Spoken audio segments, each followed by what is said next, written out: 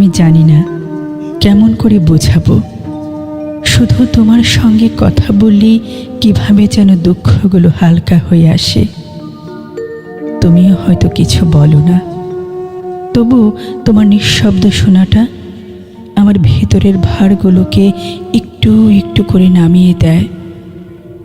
এই যে সাদামাটা ছোট ছোট দুঃখ, যেগুলো কাউকে বললে হাসবে, বলবে এতেই মন খারাপ হয়, সেই সব না বলার মতো দুঃখ তোমাকে বলতে গেলেই কান্না এসে যায় চোখে। বুঝে উঠতে পারি না কেন তোমার সামনে নিজেকে এতটা খোলা লাগে। কিছু মানুষ থাকে যাদের সামনে নিজেকে লুকিয়ে রাখতে হয় না। তুমি সেই মানুষ। আমি অনেক কথা কাউকে বলিনি, হৃদয়ের ভিতর জমে থাকা পাথরের মতো চেপে রেখেছি বহু কথা।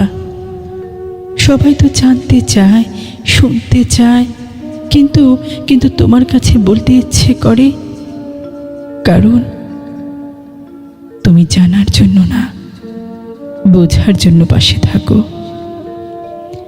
আমার দুঃখগুলো খুব সাধারণ, খুব ছেলে মানুষে অনেক সময়, তবু আমি সেগুলো পরম যত্নে একটা ছোট্ট বাক্সে রেখে দিই, যেখানে নির্দিষ্ট করে লেখা থাকে তোমার নাম।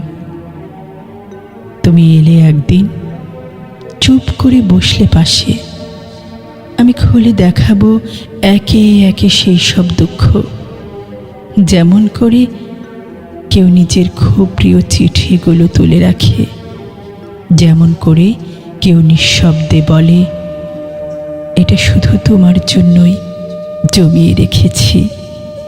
তোমাকে বললেই কেন যেন মনে হয় সব ঠিক হয়ে যাবে, না হলেও ঠিক হয়ে যাবার মতো একটা জায়গা তৈরি হয়।